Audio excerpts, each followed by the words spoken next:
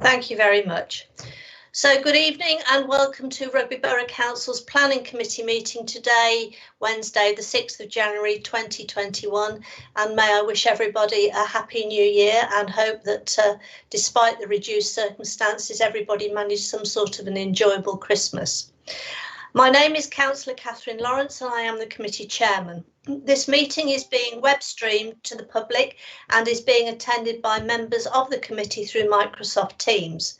With me, I have the support of the following officers: Richard Holt, our Head of Planning and Enforcement, Sarah Chapman, our Legal Advisor, Stephanie Gibray, our Head of Growth and Investment, Claire Wallachek and Veronica Beckover from Democratic Services, and our planning officers Paul Varnish, Chris Davis and Francis Keenan. Before we begin working through the agenda, I'll go through some of the rules on procedure. As set out in the introduction, this meeting is being web streamed to the public and is being monitored by IT services. If at any point there are any streaming issues, then I will be informed and the meeting will be adjourned until such time that the technological issues can be resolved. If during the course of the meeting any member of the committee is having connection issues, then there will be a short adjournment of up to 5 minutes to determine whether the connection issues can be resolved. If following the adjournment the connection issues cannot be resolved, then providing the meeting remains quorate, it will continue. It will be deemed that the member with connection issues has left the meeting and will no longer be able to participate. If it is my connection that is lost, then the Vice Chair will take control of the meeting. For officers and speakers, please switch off your microphones and cameras and I will call you to speak at the appropriate times.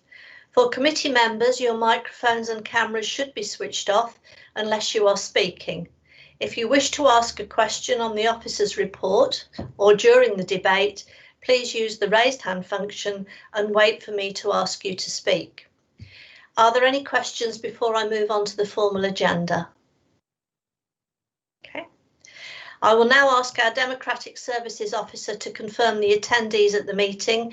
Your name will be called out and can you please confirm your attendance? Over to you, Claire and Veronica. Thank you, Chair. Starting with Councillor Mrs. Brown.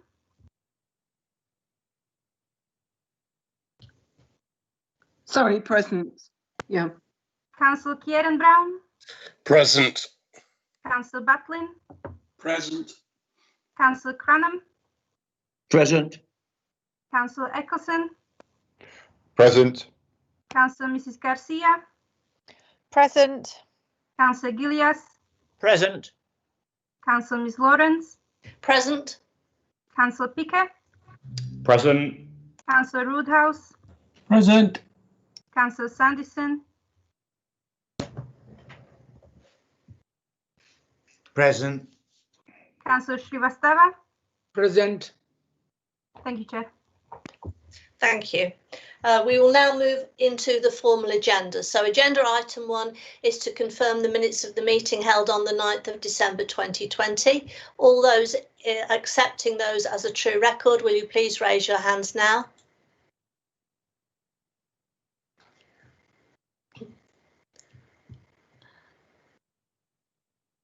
That's unanimous, Chair. Thank you, everybody. You may lower your hands. Agenda item 2 are apologies to receive apologies for absence from the meeting. Do we have any apologies? There are no apologies for tonight's meeting, Chair.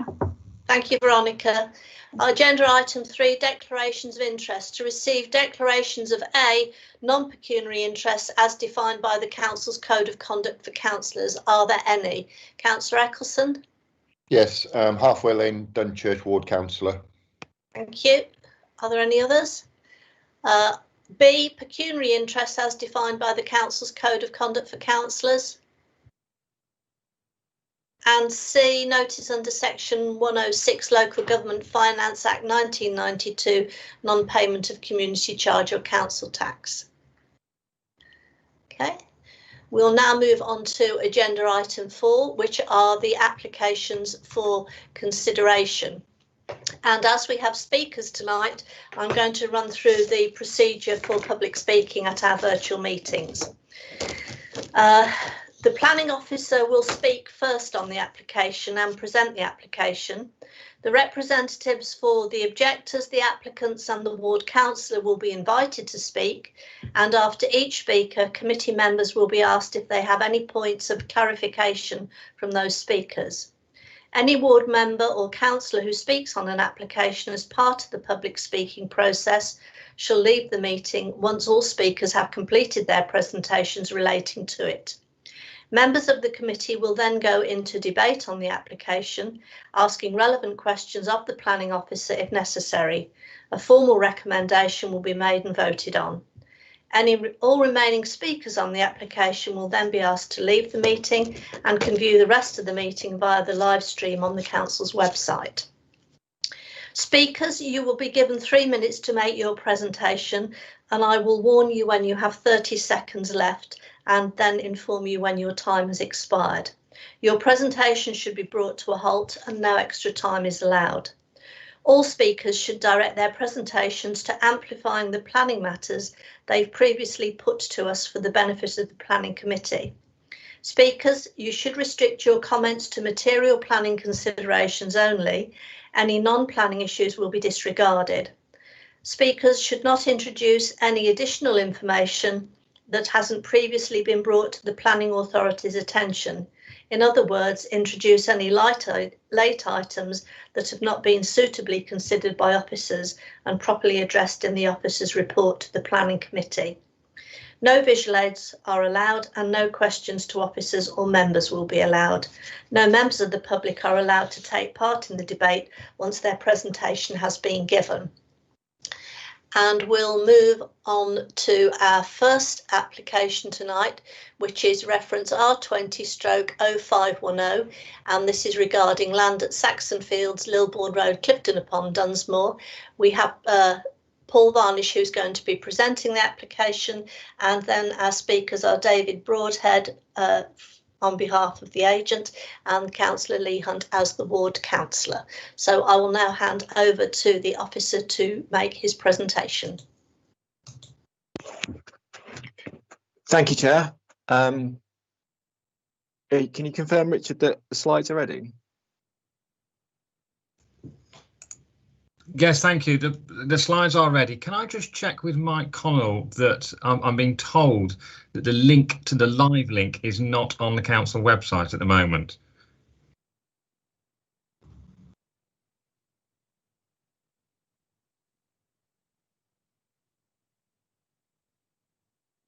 Okay, I was just conscious that the public can gain access to the live stream.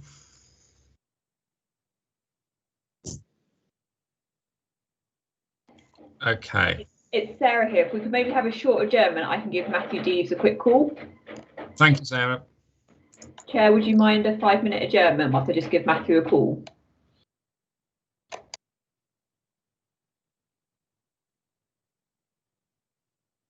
Okay, in that case, Mike, can you put the temporary adjournment slide up, please, while Sarah makes the calls?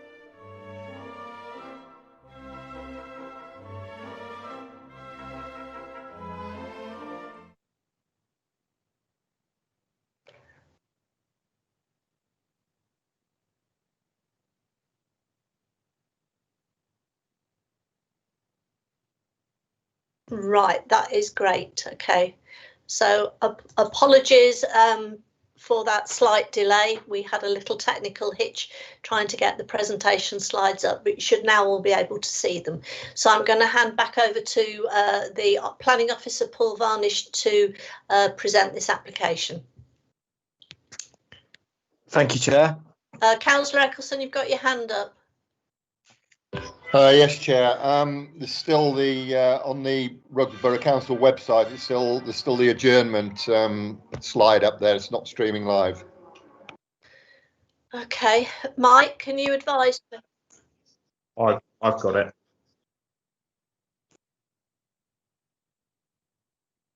Right. Okay. Thank you, Paul. Thank you, Chair. Okay, this is slide 1. This planning application is for the change of use of agricultural land for the siting of 13 timber-clad holiday lodges and all associated works at Saxon Fields in Clifton upon Dunsmore. Slide number 2. The site location. The site is mainly agricultural land within the open countryside. The red circle towards the top indicates where the lodges will be located. The blue star to the left indicates the edge of Clifton upon Dunsmore, a main rural settlement. The yellow star to the right-hand side indicates the A5, and the red arrow to the bottom indicates Lilbourne Road and the access to the site. The small yellow arrow indicates public right-of-way which allows pedestrian access into Clifton. There is a farm shop and cafe within the applicant's ownership, which operates on a part-time basis. However, operating hours could be extended. Slide number 3. The photo on the top left indicates the pond where the lodges will be located, adjacent to. The photo bottom left indicates the existing access onto Lilbourne Road. And the photo on the right shows Bookwell Lane, which is the public right-of-way, which allows pedestrian access from the site into Clifton. Slide number 4, representation. There were no neighbour responses. There have been responses from Council Hunt and the parish who have raised concerns to include overdevelopment of the site, to include the number of units, the layout, the potential increase in units in the future, occupancy conditions, unsustainable being outside the village boundary, no public transport, pedestrian access, and limiting the number of people on site. Slide number 5, the site layout. The lodges will be positioned close to the pond and will conform to the model standards for spacing units being approximately 6 metres apart. The layout is considered to be acceptable, low density and clustered to prevent built form being spread across the site. The lodges will be accessed up a smaller service lane, with each lodge incorporating 2 car parking spaces adjacent to the lodge, which will be conditioned, and that's condition number 5. Any additional lodges will require a separate application and will be dealt with accordingly. In terms of amenity, there are no nearby neighbours, and conditions 8 and 9 and 10 will be included to provide sufficient landscaping on site. Slide number 6. The lodges will be constructed of timber and will not exceed more than 4 metres in height, and you can see the illustrative layout.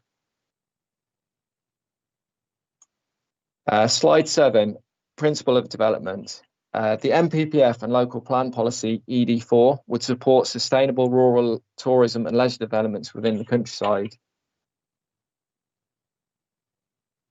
Slide number 8.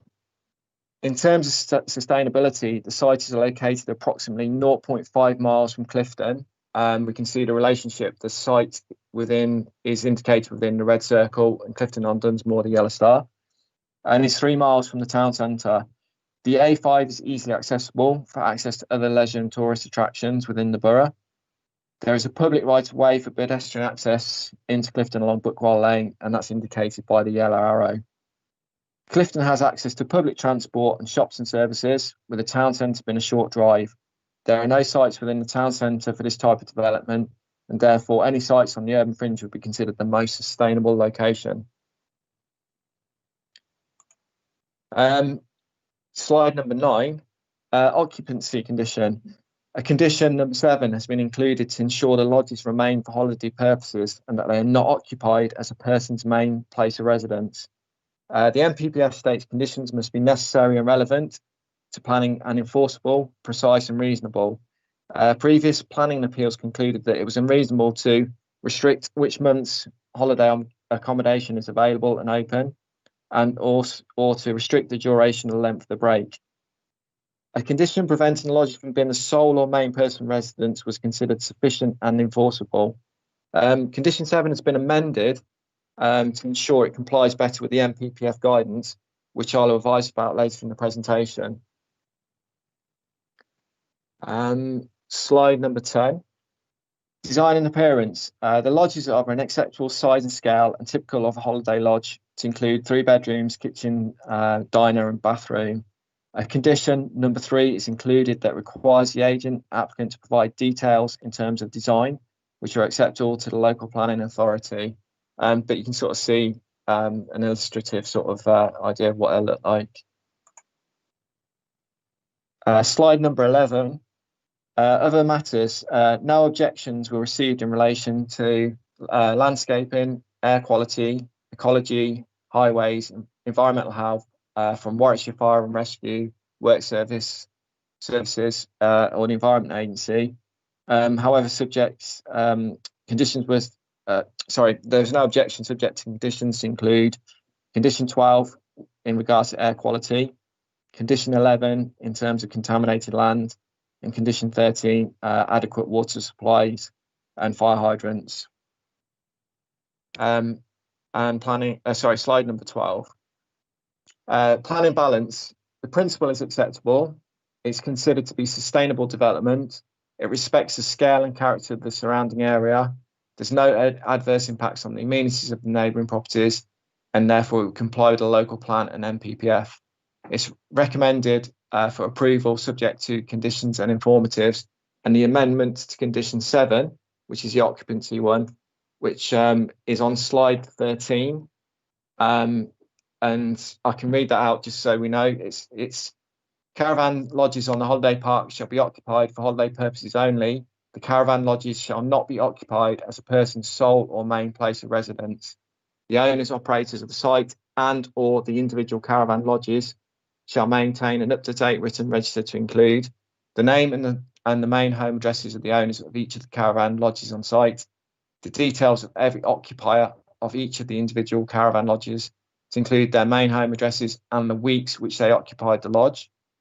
This information will be made available at all reasonable times to the local planning authority, with a complete copy of the register being submitted to the local planning authority no later than 28 days at the end of the calendar year. That's all. Thank you, Chair. Thank you very much, Paul. Committee have had a chance to read your report and an excellent presentation there with clear diagrams and clear photographs. So we now move on to the first of our speakers, and that is going to be David Broadhead. So are you with us, David, please? I am, yes. Good evening, Chair. So welcome, and as I've already explained, I'm going to time you for 3 minutes. So if you are ready, your time for 3 minutes to make your presentation is starting now. Thank you very much, Chair. My client, Mr. Brotherton, he owns approximately 60 acres of land at Saxon Fields, which includes the family home, equine buildings, agricultural land and a licensed farm shop and cafe. The application proposed has been submitted in accordance with the local and national planning policy framework, as well as the best of intentions from Mr. Brotherton with regards to minimising impacts on the local environment and the local population. As highlighted previously, Mr. Brotherton has created a nature haven on the site, converting what was previously unusable boggy area of land into a mixture of woodland and ponds. In doing so, he has planted over 4,500 native broadleaf trees in partnership with the Woodland Trust and committed several years ago to not using any harmful pesticides on the site. As a long-term resident of Clifton, Mr. Brotherton has asked that I use this opportunity to make it clear that it is with every intention that this and future uses are low impact and make a positive contribution to the area. This is not a mass tourism site, rather a high-end niche development of quality holiday accommodation that is in keeping with the local environment. A lot of work has been undertaken with external agencies, and the site has been designed in line with the Visit England's Sustainable Tourism Management Good Practice Guide, which is reflected by the comments made in response from WCC Ecology that the development will be positive for diversity and enhance the site. With regards to the planning merits of the application, with the stables and farm shop on site, there has never been a traffic accident or issue in terms of access, and the transport statement supplied by qualified engineers clearly indicates it is in a sustainable location with the gated access to the bridleway that runs through the site to Clifton, as well as easily accessible transport and minimal main road impact. The site was designed to minimise the impact on the surrounding area by placing the units in a clustered section of land that is well screened by hedgerows and land contours, as highlighted in the LVIA provided. This design will also minimise the infrastructure costs of the development, with 13 units being seen as the most feasible amount. With regards to occupancy, I take note of the Council's proposed restrictions to holiday use, which are in line with the key case law and the government's good practice guide on planning for tourism, as well as the most recent change. Thank you, Councillor. As well as the most recent changes on the NPPF. In conclusion, we hope that we have demonstrated through the course of this application that the proposal will have a positive impact on the site and the surrounding area in terms of ecology, economy and job creation, whilst having no detrimental impact to the local population. It meets all local and national policy and also works within the remit of relevant case law, and I welcome the planning conditions proposed. Thank you for your time. Right, excellent timing. Spot on. Thank you very much, Mr. Broadhead. Thank you. Right, Councillor Picker, you have a question for Mr. Broadhead? Yes, thank you, Chair, and thank you, Mr. Broadhead, for your presentation. You made a lot of references to wanting to ensure that the site's sustainable and ecologically friendly. I was just wondering whether you could give the committee any guidance if we were minded to approve this application. What assessments been made of informatives 2 and 5 in relation to the air quality management area and electric vehicle or sustainable access to the site, and whether your applicant is minded to take those informatives on board as they develop it? Apologies, I don't have those informatives in front of me right now. Could you explain where they are? Sorry. They are on page 14 of the agenda, or of the report, sorry.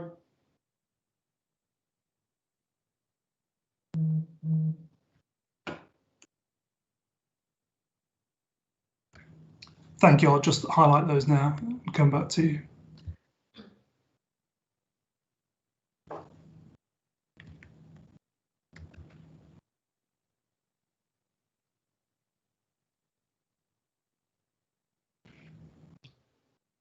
Yes, informative 2, everybody, is asking for the applicant to incorporate measures to assist in reducing their impact on air quality management as part of the development.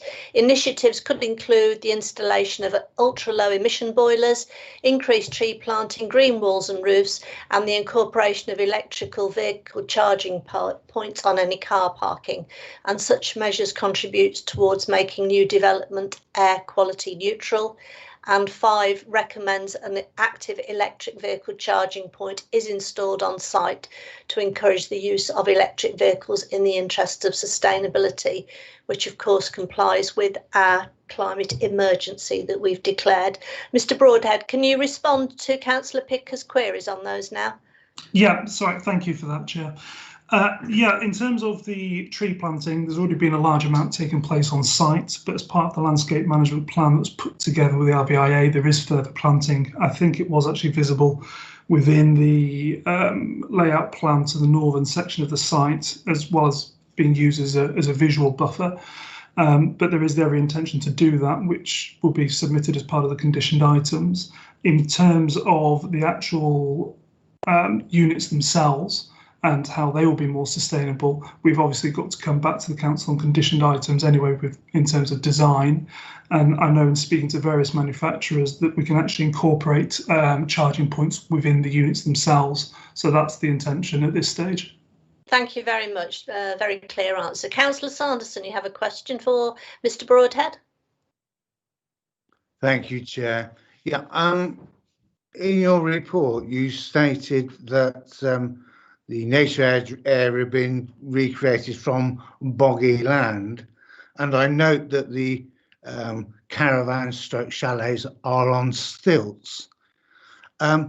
What measures have you taken to ensure adequate drainage from the right of way so it doesn't become a muddy quagmire for the users on the site? Just to clarify, drainage is no longer an issue. It was historically, about 7 years ago, the pond was actually created with a settlement pond beneath it as well, and field drains inserted. So that actually resolved any issues in terms of drainage on the site, and allowed for the creation of the woodland planting as well. So in terms of the boggy area, that was some 7 or 8 years ago, and it was in reference to previous work that my client had done on the land. It certainly isn't reflective of what's there now, which is quite a picturesque site. And what about the right of access, keeping that well drained? That is slightly away from the drainage issues, actually a balancing pond to the other side, and the land actually slopes off towards the field drain as well. So that won't be an issue in terms of the access point. Mm-hmm. Thank you. Okay, next is Councillor Gillies. Thank you, Chair. Yes, this is reference to condition 7. I know there hasn't been a time scale put on the length of the time for the holiday let, but I wonder if you could give me some idea of what you would think would be a fair maximum time. I think the planning officer, Mr. Vines, actually picked up on this previously, but under key case law, there can't be a time put on it anymore. Historically, sites were given a 10-month occupancy period and had to have shutdowns, but that's no longer the case due to key case law provisions. That it's unreasonable to enforce any occupancy constraints on there. So that's why I think I haven't drafted up the conditions, but that's why I think that the conditions are reflective of the government guidance for holiday parks. Okay, Sarah, would you like to come in on that point at all? I hope we covered it. Thank you, Chair. Just to confirm what Mr. Broadhead has said, so Paul Varnish and myself have discussed this condition at length to ensure that it complies with recent case law and inspectors' decisions, but still achieves the aim that we're looking for, that it won't become a principal or main home. So as well as the restrictions that we've put in the condition, we've also put an information request in there to ensure that regular records are supplied to us so that we can check that position on an annual or more frequent basis as we see fit. Thank you very much. Okay, are there any more questions for Mr. Broadhead? No. In that case, then we'll move on to the ward councillor, which is Councillor Hunt. Are you with us, Councillor Hunt? I am. Thank you, Chair. Okay, and I'm about to start your 3 minutes. So if you're ready, your 3 minutes begins now. Thank you. I'd like to thank the officer who's addressed many of the original concerns that were raised by myself and the parish council. However, we still can't get away from the inherent problems with this location. The biggest problem is poor connectivity between this site and the surrounding areas and the lack of public transport. When people go on holiday, they expect to have a good range of local pubs and other facilities and to be able to go out for walks. Neither of these are possible from this location. The Bull in Clifton was struggling before COVID and has now been shut for some months. It's unlikely to reopen in the foreseeable future, if at all. The pub at Butler's Leap was also closed and is due to be redeveloped. There is the Stag at Newton, but how these holiday makers are going to get there is anyone's guess, for reasons I'll discuss next. The site is situated outside the village of Clifton along the Lilbourne Road, which has poor lighting, traffic travelling at speed, and the police agree with this but are unable to monitor the speeds as they say that there are no safe places to stand. There's no footpath and the grass verges are high and uneven. Therefore, there's no pedestrian access to the village along the Lilbourne Road. However, holidaymakers will not know that, and they're likely to be putting themselves in danger when trying to walk for recreation or to access the village shop. Yes, there is a public right-of-way mentioned in the application. However, this is by no means a direct route, being approximately 3 times the distance of the unsafe road route. It's also worth noting that for the most part, the public right-of-way is nothing more than a route through the fields with livestock in them, and that at the farm where this route meets the road, there are dogs that are allowed to run free and which can be quite intimidating. Several people won't use this footpath for that very reason. So if someone does make it across the fields and finds the road, they may not be able to pass the dogs and could end up walking all the way back again. How can that be safe or sustainable? As I said previously, there is no public transport to this site. Please don't get me wrong, I'm all for diversification and have wholeheartedly supported the previous equestrian and retail applications on this site. However, it is not the right place for holiday accommodation. Thank you. Thank you very much, Councillor Hunt. Right, does anybody have any questions for Councillor Hunt, please?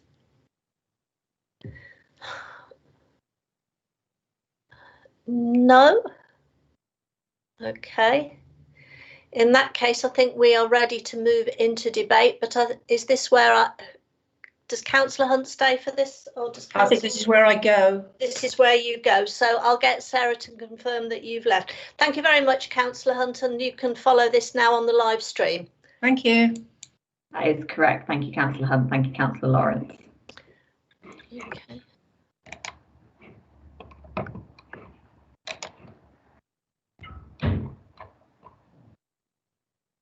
So I can confirm that Councillor Hunt has now left the meeting.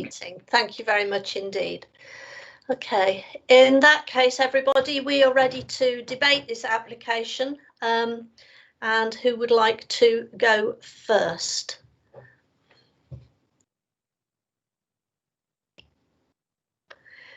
Councillor Garcia.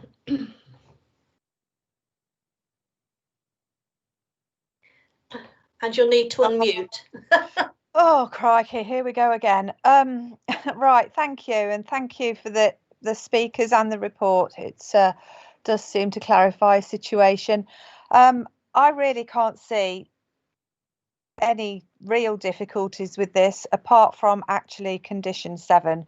And I do feel that that is a little bit wishy-washy, and actually that if it isn't limited in some way, and they are going to be permanent residences, then possibly they wouldn't be the permanent residences that we'd choose on that piece of land. So I do have some concerns about that, but that is my only concern. So I will be more than happy to send this for approval. Thank you, Councillor Garcia. Councillor Butlin, you're next. Thank you, Chair. I cannot see any justifiable planning reason to refuse this at all. So I then second the move for approval. Thank you. Thank you very much. Councillor Cranham.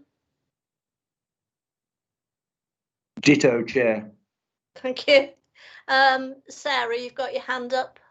Yes, thank you, Chair. Just on Councillor Garcia's point, and I understand the point she's making and the slight frustrations with the condition, although it's all we're allowed to do by law in terms of imposing the condition, but we will make sure that the enforcement team are aware of it and monitor that site and the information we're receiving to keep on top of that to make sure they don't become permanent residences.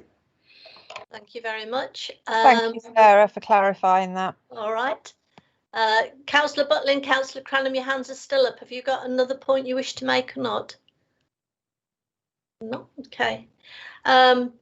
I don't know whether it is in order while Mr Broomhead is still with us.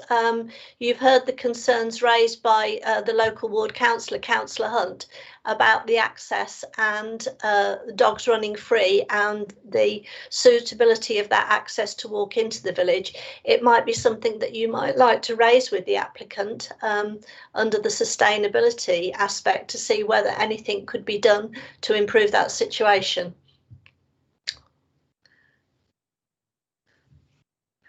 Okay, we have had it moved and seconded, and so we'll move to the vote. So all those in favour, please show.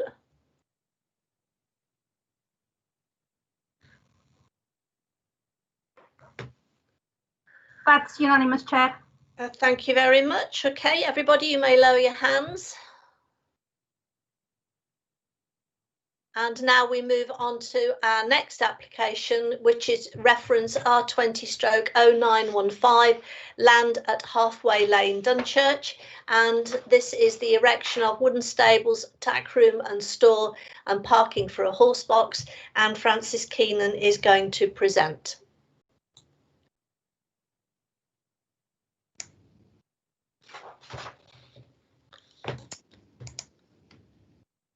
Thank you, Chair. Hopefully you can see the slides and you hear me correctly. Yes, we can.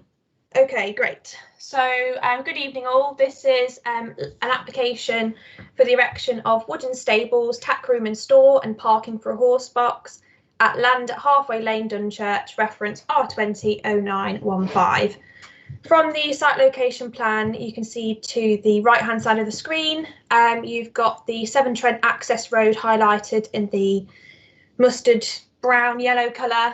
You've got the site outlined in red where the location of the stables and the horse box will be, and then the ownership boundary in the blue, which consists of the paddock land for the 3 horses.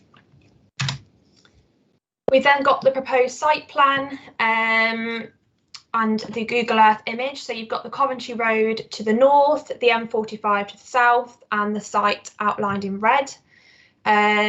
And the site plan adjacent, which shows you the access taken from the Severn Trent access road.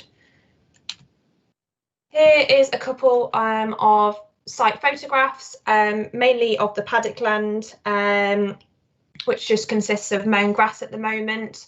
You've got a couple of buildings in the distance, and they are Rye Field Farm and Rye Hill Barn. They are located approximately 50 metres away from the stable itself, and where the red car is parked, that will be where the access to the site is taken. These are the photos taken from the access off the Coventry Road.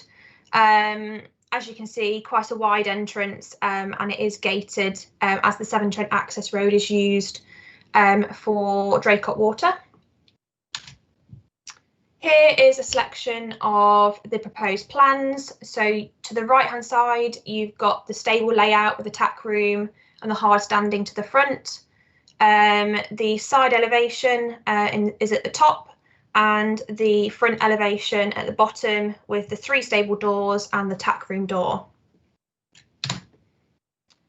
So to briefly summarise everything, we've got the principle of the development. Proposals for stables are characteristically found within the open countryside, which is considered an acceptable form of development in this location. Character and design, the site is not visible from the Coventry Road. It consists of a simplistic design using timber boarding. A condition has been attached to the decision notice, which is condition 3, which will require the submission of the materials to ensure we do have that sympathetic timber boarding included. In terms of residential amenity, as I mentioned earlier, the closest neighbouring properties are approximately 50 metres away. And lastly, just to offer some reassurance to councillors, condition 4 has been attached, which will require personal use of the stables. So the stabling of animals at the site will be for personal purposes only, and it will be not used for commercial activities or competitions. So therefore, the application has been recommended for approval, subject to conditions. Thank you, Chair. Right. Thank you very much, Francis. Very nice, concise report there and presentation. I think you've covered all the points. Nice to see the conditions in the presentation there. Does make it much easier for people to follow what's going on. Right, I'll open this up to committee. Who would like to go first? Councillor, I'm trying to see whose hand was up first. I think it was Councillor Picker. Thank you, Chair. Yeah, thank you, Francis, for the presentation. Very comprehensive. I think the only concerns that I would have over this type of development are perfectly addressed by conditions 3 and 4. So I'm happy to move approval as written. Thank you very much. Councillor Gillius, you were next. Yeah, thanks, Chair. I'll second that. Yes, it's a very good report. Even I could understand it. Thank you. Thank you. Councillor Butlin.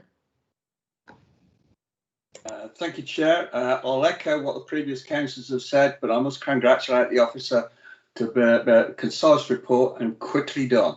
I'll thank you very much for that one. Thank you very much. I'm glad you approve. All right, in that case, we've had it moved and seconded. So all those in favour, please raise your hands now.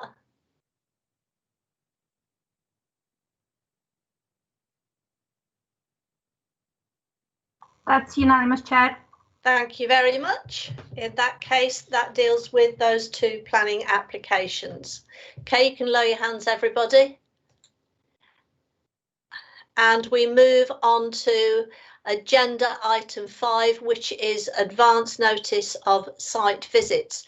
Can I say that in the present situation, it is not appropriate for us to actually go out and consider site visits, and I've had long discussions with our planning department and with our legal officers as to how we proceed on this, and we are hoping that we will be able to do any site visits by virtual means, which is the method that has been used with some of the other committees where they have had to look at various items.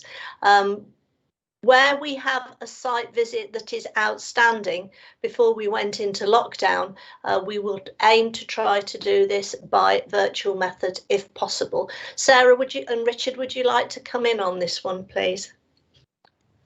Thank you, Chair. I don't particularly have anything further to add other than Richard and I are dealing with the logistics and technical difficulties of getting that set up for you as soon as we can.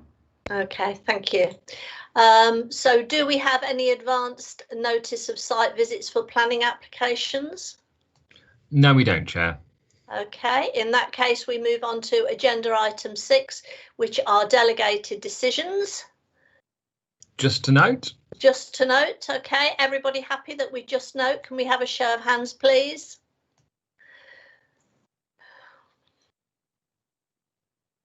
Okay. That unanimous, Veronica? That's 11-4. Okay. Somebody against or abstaining? Well, with 11-4, that's carried. Thank you. Hands down, everybody. And we now move on to agenda item 7, which is the motion to exclude the public under section 100A part 4 of the Local Government Act 1972. So I move that under section 100A part 4 of the Local Government Act 1972, the public be excluded from the meeting for the following item on the grounds that it involves the likely disclosure of information defined in paragraph 2 of Schedule 12A of the Act. Can I have a seconder, please? I'll second that, Chair. Thank you, Councillor Picker. Okay, all those in favour, please raise your hands.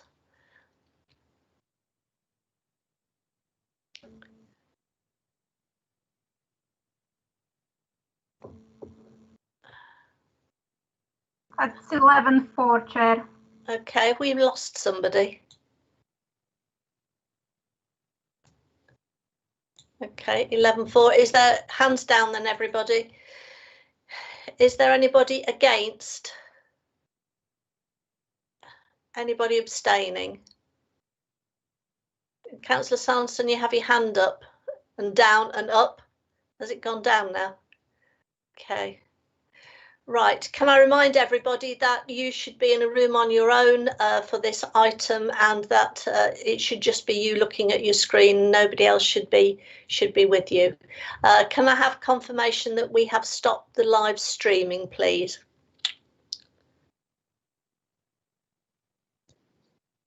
Thank you.